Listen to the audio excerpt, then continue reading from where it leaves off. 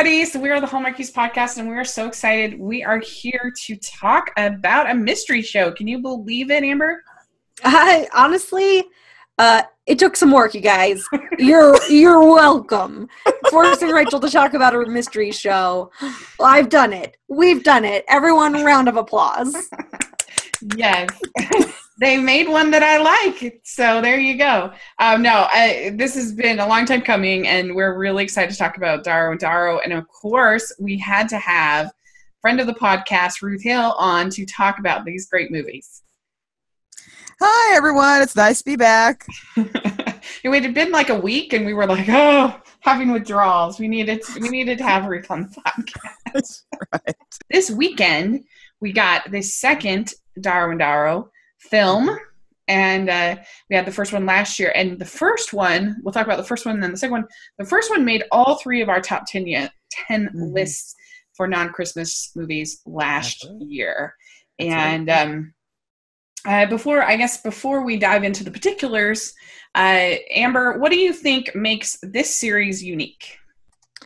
You know, I think one of the things that I really love about this movie and the series is she actually has a business meddling with this stuff. Like, she's not just some, like, nosy baker or some, like, over-amped librarian. Like, this is literally her job. She has a legitimate reason to be doing these things. And, like, there's a reason why she's investigating instead of the police. And I just actually love that about it. Mm-hmm. Yeah, agreed. What about you, Ruth? What do you think makes this stand out? For me, well, it's a courtroom. I mean, you're actually in the courtroom.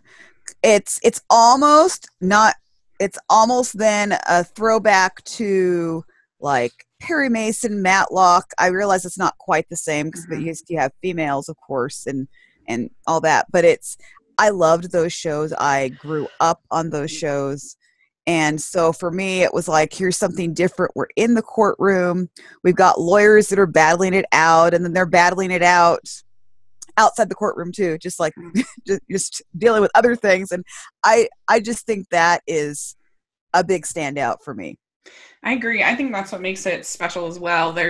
I really like the courtroom shenanigans that go on are a lot of fun. I've actually, even though I don't really like mystery shows, I like courtroom shows randomly. Like, I love Drop Dead Diva, which was on Lifetime for a long time. That was a really fun show. Completely ridiculous. The cases were completely absurd, but I don't know. I just really enjoyed it.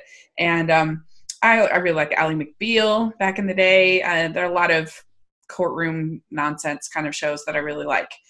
So I guess this is right up my alley.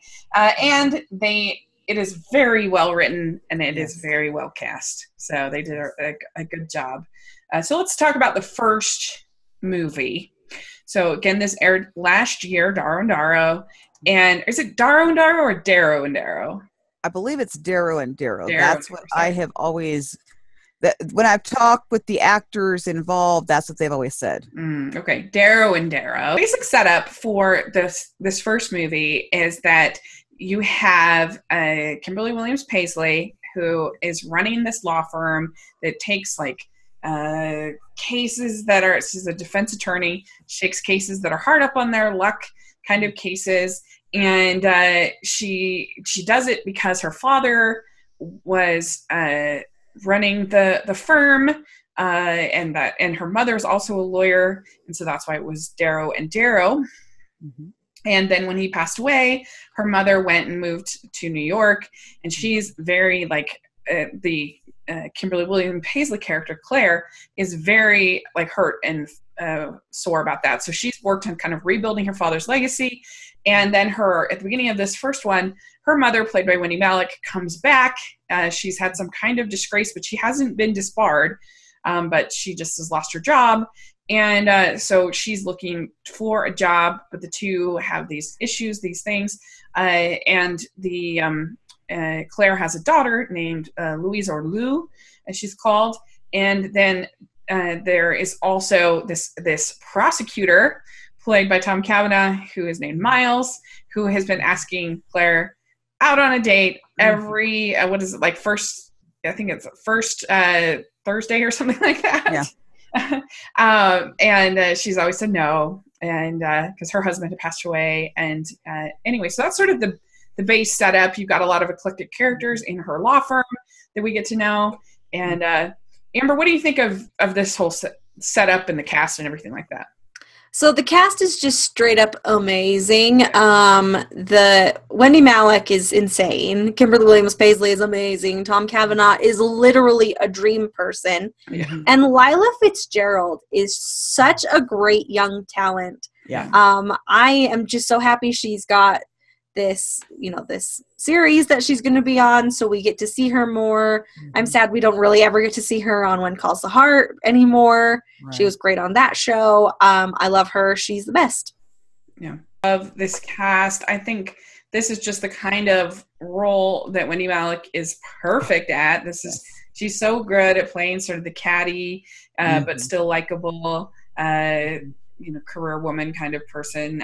She's really funny. I love her chemistry with both with Lila as Lou and with Kimberly. I think they have really good chemistry, and that she kind of just reminds me, even just the way she dresses and stuff, of like my grandma, who I adore, and she's not catty at all, but like she would describe it. You want to dress like a classy lady. And I feel like that Wendy Malick is the kind of woman that my grandma would really like want to go get her nails done with, and be classy ladies together, and so fun. And and Kimberly Williams Paisley is just so sweet and so wonderful and so great. And I love Tom Cavanaugh. I mean, I liked him even on TV when he was doing Ed and shows back then. But I love Trading Christmas is one of my favorite. Is my favorite Hallmark Christmas movie, and he's great in that, and he's great in this, but the dialogue is also so great. I think it's so funny. She's like, "Those glasses don't fit you," and he's like, "Oh, why? I think they make me look smart." And she's like, "Yeah, they don't fit you." Right. A lot of really good dialogue like that. That's really funny. And I really loved a line where he's like, "You can't call everyone you don't like a fascist. It loses its power." Right. It's really funny. And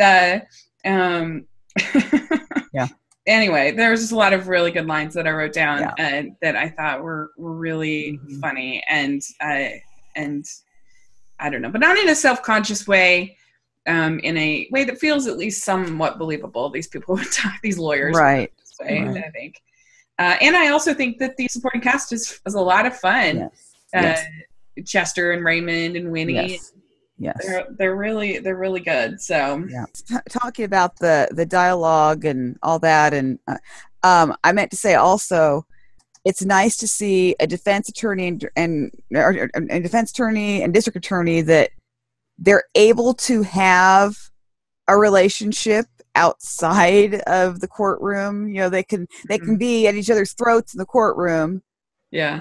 But then they can still respect each other, so that it's like, okay, we can leave the courtroom there and we can still go out and be together and go out on a date together and yeah, I mean, they still have the banter between them, which is fun. But but it's nice to see that, because in some courtroom dramas you don't see that. Yeah. Sometimes it's often the stereotype of the DA and the defense attorney don't get along; they're working against each other.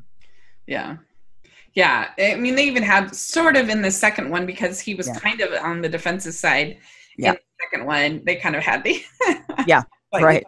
Shrewish kind of prosecutor. See these episodes, we are going to give spoilers, so make sure you check those. Make sure you watch them before listening to this episode. All right, well, let's talk about this first one. So basically, you get the setup of all these people, and then you have the situation is that the donut shop owner that they have been going to for all these years. He's a ex-con. There's this, and he gets arrested. Yeah, so he gets arrested and he gets accused of of stealing this watch and this other jewelry from the jewelry store. He doesn't have a very strong alibi. Miles says you should just take a plea, but Claire is like, I believe you. I'm going to fight for you. And they go kind of back and forth. And how did you feel about this case, Amber? It was a pretty fun case. I'm just like the world's best television detective, so it's not like for me, like, oh my gosh, what a twist who the person is. Mm-hmm. That's the fun thing about the cases. The fun thing is how they build the plot and the evidence and how they find the evidence and come to the conclusions. And I thought that was all done quite well. It didn't feel like any of the people involved or investigating were stupid for not figuring it out at the beginning. Yeah. Because it wasn't necessarily that they like needed to solve the crime. They needed to be able to prove the crime, which so I really enjoyed. At least like that element of it was a different twist on the mystery of it all. I mean, I think this case is much better than the second case. I thought this was, it was somebody to do with that motorcycle guy, but like, I didn't necessarily guess that it had to do with like the Russian mafia. I thought that was like somewhat of a surprise, and gambling debt and stuff like that. Whereas we'll talk about the other case. I called it very early on. The case here. Well, I thought that, first off, I was initially surprised that it wasn't a murder case, because every mystery that we see on Hallmark is always a murder mystery. It's like, it's always, and so at first I was like, wow, we're not dealing with a murder mystery for once. And it's not, I love murder mysteries. I'm not saying, get rid of murder mysteries, but it was kind of nice to see that they were able to make a very entertaining film with lots of, and focus. And I think that in some ways that allowed us to focus more on other storylines that were going on between the characters. You were able to really see that and not worry so much about, well, who did the murder. Yeah, that was nice. And, it was really cool because you got to see sort of the difference between the idealism of Claire and the realism of, and sort of more practical of Miles. And the other big plot line in this movie is that you have Lou. She skipped ahead a couple grades, they say at the beginning. So she's in this new school. She's having a hard time making friends. She's really, really nerdy in the first one. And the second one, they kind of dialed back the nerd factor quite a bit. But in this one, she's like building robots. She makes a whole robot just to serve lemonade, which was cute. And so there's kind of this whole thing with the Wendy Malick character with Joanna, that Joanna wants to get more high-profile clients for the firm. And so she ends up getting this person who can help get more mechanical stuff or whatever for Lou. But then like Lou it ends up not working out and ends up leaving school at one point. And there's all of this conflict, and there's a lot of conflict between Claire and Joanna that, Joanna wants her to kind of craft herself in a way that's more pleasing to these girls, and whereas Claire's like, she just needs to be herself. And anyway, Amber, what do you think about this movie? I am firmly on team, like, just don't care what other people think about you. And like, that's really hard to do, but I'm also team, like, just ignore people. Like, I just don't care what other people think about, like, me. Like, obviously I want everyone to agree with me, but that's not the same as being like, oh my gosh, they think that I am a goof. Like, I don't care if you think I'm a goof. I'm the best goof there is. Boom. See both of the women's point, right? Because the thing is that you could say, like, you shouldn't care what anybody else thinks, but you have a character who does care and who does want friends and wants to, so you can say, and so if that's what she wants, then what is she going to do about it?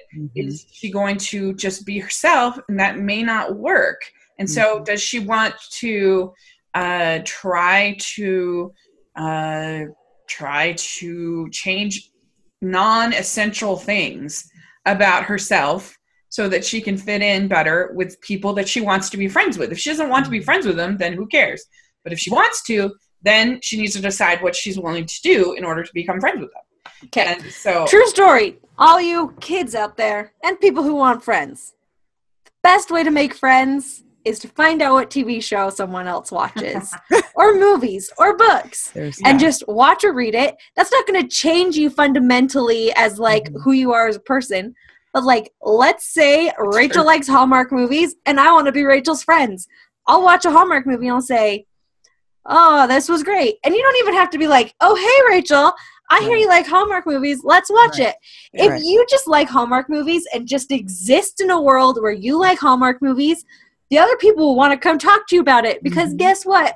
If it's something that nobody else cares about, they will want to talk about it. Also, if it's super popular, they'll want to talk about it. That's true. That is a very, very true statement. I can think of the number of people that I have met that we have almost nothing in common, but we like Survivor, and that's it. That's all it takes. And you're like, wow, you love Survivor? So do I, Rachel. Let's start a podcast about Hallmark movies. Exactly. There you go. Think about Joanna basically like taking control of the situation and not telling Claire that Lou had left school. What do you think, Ruth? That it's very relatable. And I think that a lot of families can say, oh yeah, because how many times do parents complain about how the grandparents stepped in and did something, gave them something they didn't have, or planned something and didn't check it out with the parents? It happens quite a bit. Yeah, well, and to be fair to Joanna, Claire was literally in court. Like, what was she supposed to do? Like, the judge wouldn't have been okay with that. There was nothing Claire could have done at that point. So why do anything about it until, it's necessary? You're not going to call a doctor in the middle of surgery. Be like, oh, your kid skipped school. Right. And it doesn't always mean it's a bad thing. I mean, of course, I live with my daughter and I live with my grandparents. So, they step in and do things sometimes that then I hear about later, and I'm okay with that. I mean, it's like, okay. I mean, hopefully it's usually nothing super major, but if they want to go do something, if my mom wants to take my daughter somewhere, then she works it out, and I don't know about it. But my mom doesn't do that. But I guess if she did, I would trust that she had my child's best interest in heart. And I think that in this case, Joanna probably was trying to help the situation in her own way. But she doesn't have that trust. That's the difference. Claire I know. So that's the difference. Is that Claire is very nervous about this. What her mom did, and it is under. She even says at one point, I was devastated. I needed to leave. Joanna's reasons are more kind of understandable. They both have fairly compelling motivation. Let's talk about some of the other people at the firm. You have Chester. Oh yeah. And it's played by Antonio Cayone. Interviewed him. He's great. He's been in a lot of things. Yeah. And I love him. I love his character in this. Yeah, in this he is series. so funny, and he has this crush on Winnie. Who was played by Brandy Alexander, and there's a little bit of diversity in here, which is kind of nice, at least. And so they're really cute, and they both love collecting obscure laws. What do you think about them, Amber? They're cute. You know how I love my side characters. So no, I really enjoyed them. I thought it was fun seeing them have a little sort of romance, and I love that there was the meddlesome coworker was like, well, I'm going to make this happen because you're not. Really fun. Yeah. The kind of the person who manages all the office and the gossip and stuff is Raymond, played by Barclay Hope. Scott is the last character in the office who was he was going to go on a date with Winnie, but then Raymond maneuvered it all so that it all worked out right. Yeah, and obviously, I love Scott the most. Obviously. You do? Why do you love Scott the most? Oh, everything about him. Like, I will not be surprised if we find out he's a murderer later on because I love him that much. The people I love are always the murderer. You go on their first date, and they both have a emergency call in case things are going terrible, to call them and give them an out. Have you ever had an emergency call like that set up on a date?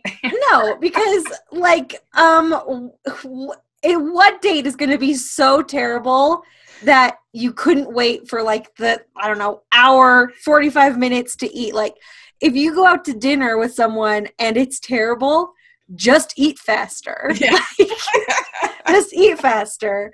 And if it was so terrible that I had to get out of there immediately, I would be like, you're terrible. Bye. I agree. That's I've been on some horrific, horrible dates, but maybe I just haven't thought ahead enough, but I've never done the emergency date call. All right. So let's talk about the new one, Darrow, Darrow and the Key of Murder. So the main setup for this one is that Miles has a sister who is a singer, and she has this boss who is her name is Phoebe, I believe, and Phoebe has this boss that is named Terry, who is a big bully, really mean, and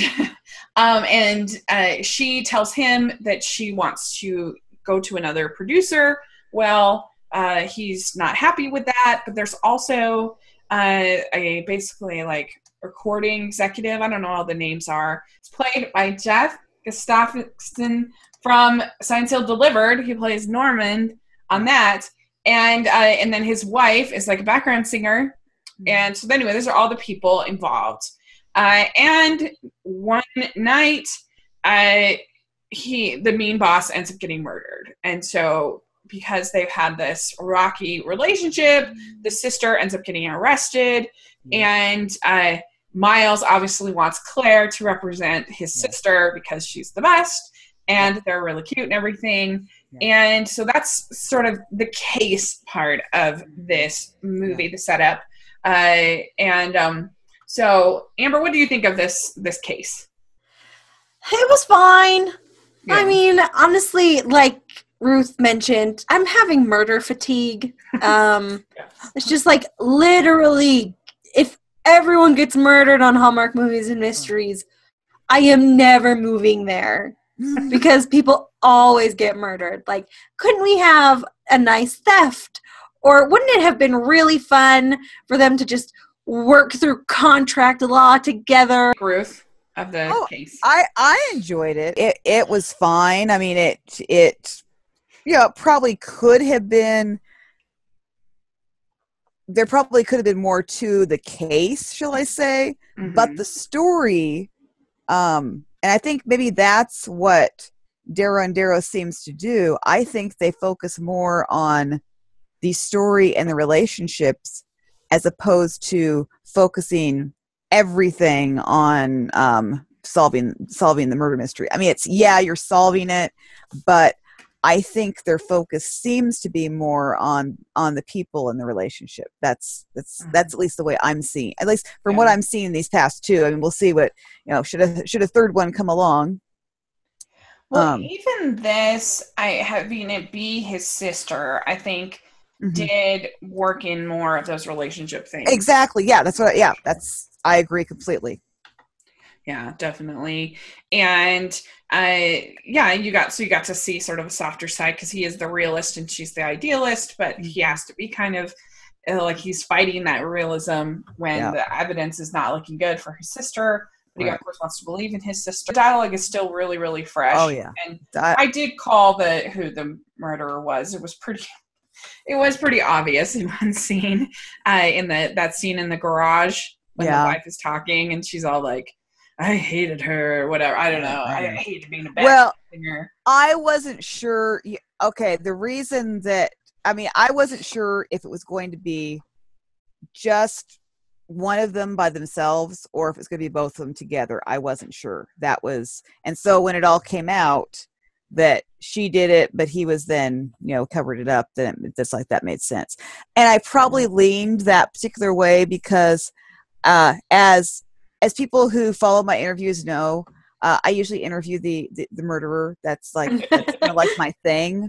And so I just learned that, okay, I interviewed them. They did it, and it's just like, and so this was actually kind of nice to be, he didn't actually do it, but he's essentially an accomplice. Yeah. As an accessory after the fact. Right. The case. Yeah. And they tried, I think, to put some red herrings. They have like her the other executive that she's going to sign with who's in love with her, and there's that scene where it's like, did you know he was in love with you? And she's just kind of like, yeah, I kind of did. Like, yeah, okay. Say now, in the other an interesting thing about this film series though is maybe people don't realize this is the only murder mystery series on there that's not based on a book. Yeah.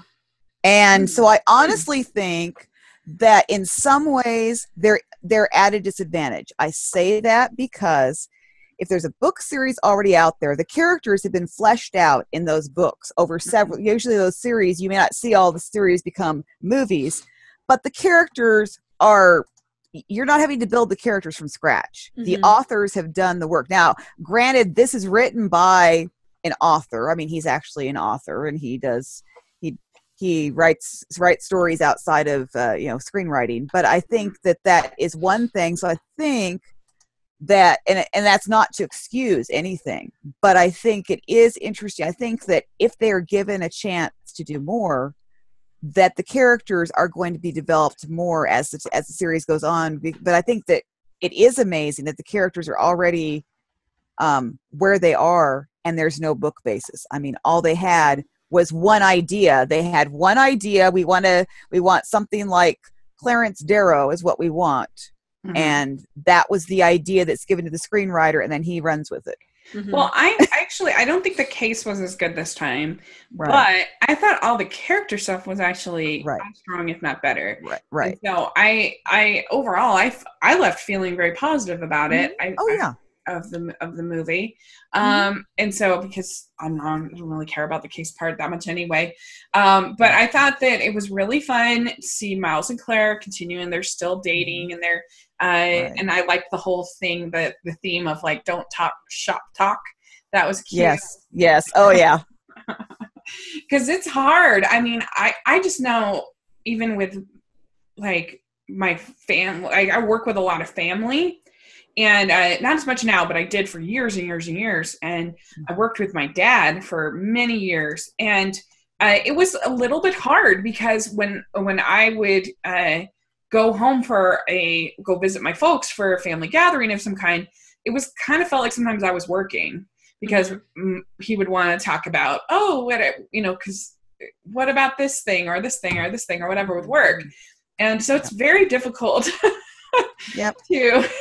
to not talk shop talk. Mm-hmm. So I thought that was fun, a fun kind of dynamic. Well, and we must not forget the grape soda. Yes. So there's also this grape soda. That's something that he drinks to relax. Yeah. I really like grape soda, actually. I'm a big fan of the good, it looked like they had quality grape soda. Like, was in like the glass bottles, like the nice. Yeah, right. Mm-hmm. Yes. Yeah. That's yummy. Mm-hmm. Yeah. But I also like her. She was like, that tastes nothing like grape, but it's delicious. Yeah, right. Yeah, I'm more of an orange soda kind of gal, but I'd take grape soda if you made me. Yeah. But the whole grape soda thing was adorable. Yeah, him being like, you got grape soda? A million times yes. It was so funny. It was really, really cute. There were a couple other themes I really liked in this movie. What do you all think about Chester in this? He's like gone to this like motivational speaking thing. I just thought it was so funny. He's like the status. It was hilarious. Yeah, the status quo is the status no. He was just, I loved that part. I mean, every time he turned around, it's just like, I'm just cracking up. It's like, it got to the point where, well, there Chester goes again, and we know he's going to say something. Yeah. So. That was really fun. I enjoyed that very much. And I think him and Winnie were still a couple. Is that right? Yeah, I believe so. Yeah. And I really liked, also, you saw some growth in Claire and Joanna's relationship. They were kind of working to help Lou, which we'll talk about. But I loved the line. It's still great dialogue, I think. This was very well written. When she said, "You've been ignoring me for years, so you'll have to narrow things down a bit." Yeah. Sort of the theme of Occam's razor that was brought in. There were some good things with Raymond talking about the simplest solution is usually true. And so Claire has to say, not always. Occam's razor. I don't know, all that stuff I liked. I thought it was really snappy and really fun. So, all right, let's talk about Lou. So they definitely changed Lou's personality, I think, a little bit in this. Do you agree? Yes. Yeah. Because here she's like super into sports and she really wants to play baseball because there's evidently something big that her dad loved, and not softball. She thinks softball's super lame. And so there's this whole plot of her getting on the baseball team and then the coach letting the coach letting her actually play. And they also have this thing where the Darrow women have goals, plans, and aspirations. Yes. And I was like, what is the difference? Yeah. Like, no, I understand the difference between like a goal and a plan, except for their plans were just goals, and their goals were just goals, and their aspirations were also just goals. So like, I really am not seeing the distinction. I think that aspirations is like becoming the third president. It's like, whoa, way out there, pipe dream kind of thing. Well, whatever. Like, like when they were like, my plan is to get straight A's, and I was like, that's a goal. Like, your plan would be like, my plan is to study, my goal is to get straight A's, my aspiration is to be valedictorian. Like, this is how I feel those things should have worked. The things should have built towards the aspiration. And I was like, oh, that sounds great. What's your goal, plan, and aspiration? And then I was like, these are completely non-related things that are all just goals. How dare you try to sell me on saying they're different things? Yeah, but I did love when she's like, you tricked me. You got me in here promising breakfast and then you make me do this. Because that's totally, you could get me to do a lot of things if you make me waffles with fruit on top. Like, I love breakfast when people make me breakfast. And so I thought that was funny. And she's like, oh. So she has this whole thing of being playing baseball and whatever.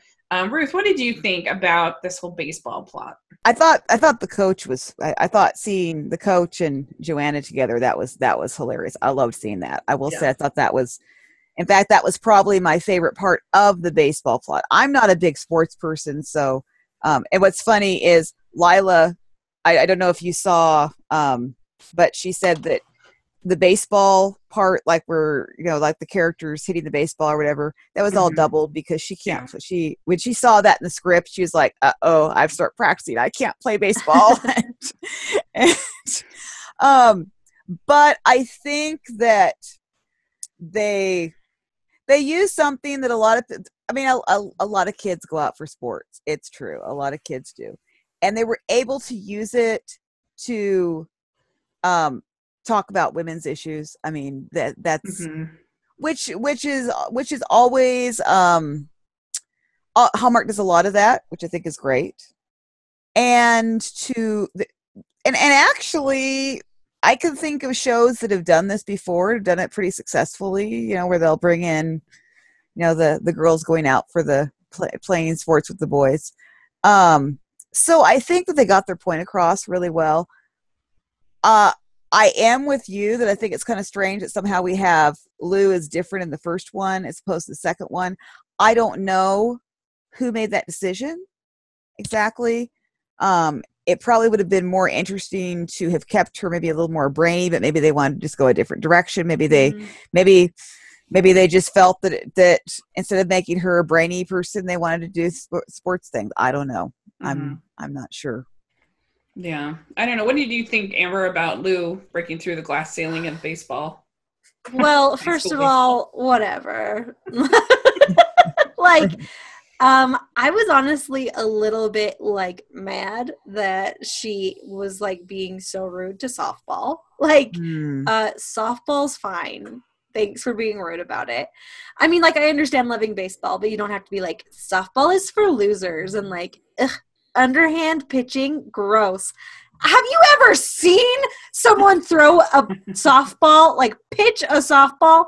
Those things would kill you. So, like, she's lucky nobody from a softball team hurt her because she would be donezo. I have the biggest problem with is not, like, the coach being like, oh, I'm not going to play her, like, or whatever. Like, he should just play whoever's the best regardless of any other reason. Yeah.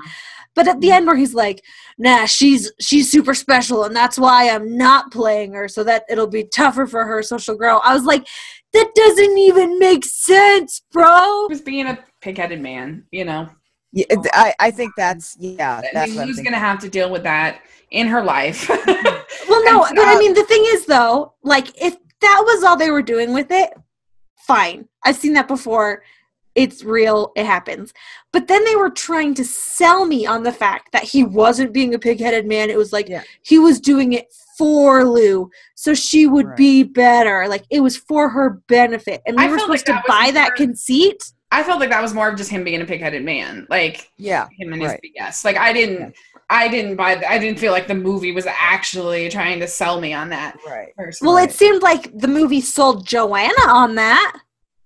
Okay, well, Joanna's got feelings for the guy, okay? Yeah, I'm just saying, I felt like the show was trying to get me to hop on that train and buy into his bananas. No, and I was like, no, thank you. I can't with it, Rachel. You shouldn't have had me talk about it. Yeah, evidently. Bringing the I don't know. I just took it as him being a stupid man. It didn't. That's actually what I took it as too. As well. Yeah. And if Joanna was believing it, she was just believing it because she was blinded by she was thinking he was a hot guy and she might want to go out with him. I mean, it's the dad from I Sculpture Christmas. I know. Other plot that you had in this episode or this movie was the lemonade stand case. Yes. Oh, so, yes. Claire gives Joanna a pro bono case, and it's this really, really grumpy lady who is suing the little girl for setting up an unlawful business of a lemonade stand. Yeah. And I don't know. Did you have any thoughts about that, Ruth? Oh, I thought it was. I thought it was. It's obviously. I thought it was a cute little case, especially since it was being given to Joanna to solve. I mean, like she gets to take it, and she's so excited that she's going to get this case. Like, oh, I got this case. You gave me this case. This was completely ridiculous, but I thought it was fun in the spirit of, like I was saying, with Drop Dead Diva or some of these other courtroom shows, Ally McBeal, that the cases are not realistic, but who cares? Right. It's fun. It's a fun moment for Claire. I wanted it so badly to go to trial before a judge. Like, I mean, it wouldn't obviously have like a jury case. This is be like a small claim civil case. I wanted them to go to a judge who would have been so frustrated with this banana lady who was like, I'm suing this 5-year-old for selling freaking lemonade. Are you insane, lady? Like, I would have died. Loved it if Joanna had been like super serious, took it to trial. The judge was like, not only no, but insanely no, and had like made her pay for like their fees and like all that stuff, like paid for Joanna's time, because that lady is insane. And what is she going to sue for them for, like, punitive things? Like, how much could they have made? $5? It's insane. It was a lot of things about this episode got me, like, hot under the collar, but nothing more than the lemonade lady. It was just silly. It was funny. I never take the cases in these kind of lawyer shows seriously. Well, she needed to be taken to a judge and fined. I thought it was funny. I enjoyed it. So yeah, that was basically the episode. The movie. So the sister gets vindicated because it's obviously the wife of the Jeff character, and Claire does have a pretty good trial room scene there, where she takes them all down in front of the jury, which never happens like that. But right, it was really good. It was fun, and so overall, I enjoyed it. I thought it was really snappy, and I enjoyed the cast, and overall, I thought it was a pretty fun time. So I have it currently ranked in my 2018 ranking. I have it at 8. In my ranking. I have it just underneath Signed, Sealed, Delivered, World Less Traveled, and just above Cooking with Love. Oh. So there you go. How many crowns would you give the first one, Amber? So I gave the first one 4 crowns. Okay. Ruth, what do you think? I probably would give it, I'm just going to say maybe 4.5. Mm-hmm. Yeah. I guess. I'd also give the first one 4.5. I really, really enjoyed it. And then this one, I think I will give it, I still really enjoyed watching it. I still had a lot of fun. I would give it like 3.75 crowns. What about you, Amber? So I gave this one 3.7 crowns. So that is pretty much the same. Yeah, there you go. Look at us. Ruth, what did you give this one? I don't know if I want to give it a 4.5, but I don't think I want to give it a 4. So maybe I could just go 4.25 maybe. Yeah, that sounds good. That sounds great. That seems like right in the middle to me. Yeah. Well, thank you so much, Ruth, for joining us to talk about Darrow and Darrow. This was really fun. And I really recommend watching either of these. They were real delights. And I think that this series is one that you could really recommend to non-Hallmark fans. I feel like there's crossover appeal here. I agree. So Ruth, where can people find you? Well, you can find me on my blog, which is mydevotionalthoughts.net. There actually is an interview with both Lila Fitzgerald, who played Lou, and Jeff Gustafson, who played, I don't remember what the character's name is now, but Jonah. Whatever. Thank you. That's right. Who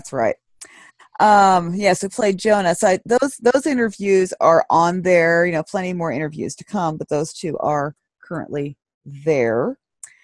And you can find me on Facebook. I've got a page, My Devotional Thoughts. Twitter and Instagram, Ruth Hill 74. Great. We'll have all that in the description section. Definitely, for sure, you guys check out Ruth's blog. It's amazing. And so, Amber, where can people find you? As always, I'm at Amber Brainwaves on Twitter, and that's it. Great. And you can find me at Rachel's Reviews on iTunes and on YouTube. I just did my spring movie wrap-up with my friend David Healy, and it's going to post today. So check that out. I'd really love to get your feedback. So it's a lot of fun. And so you make sure you're following us here on the podcast, Hallmarkies Pod, on iTunes and on YouTube and everywhere you can listen to podcasts, and also over on Instagram and Twitter. We'd love to hear your feedback for sure. Let us know what you think. And then, this weekend we don't have anything from Hallmark except for The Good Witch. Right. And so... Yes, and if you guys have not seen their interview with Catherine Disher, like, drop everything and like listen to it. I mean, I don't care. Set everything aside and just listen to it, because it is a phenomenal interview. Aww. Well, thank you so much. We were so excited. I mean, anytime I can talk to anybody with animation, it was just like what you didn't hear in that interview was me like gushing for like 10 minutes before I had to record the welcome like 3 times because I was so nervous. But she was the best, and it turned out really fun. And so thank you. That's so sweet of you. But yeah, listen to that. You'll really enjoy it. And we talked to Fiona Gubelman this week. And yes, and you guys need to yes. Definitely listen to that one. I didn't mean to interrupt you, but No, it's like fine. I listened to that one. That is a really, really good one. And she talks a lot. She talks about her movie coming up, like you were getting ready to say. But she talks about other stuff too. Yeah. She was one of my favorites. She was just really sweet. And so there's that.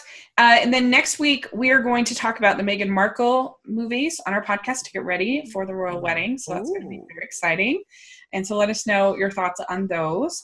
And then we'll also have Good Witch coverage this week and next week, as we always do. So really fun stuff going on the podcast. Lots of stuff to watch and do this weekend. So let us know your thoughts on Darrow and Darrow. And thanks so much, you guys. And we will talk to you all later. Bye. Bye. Bye.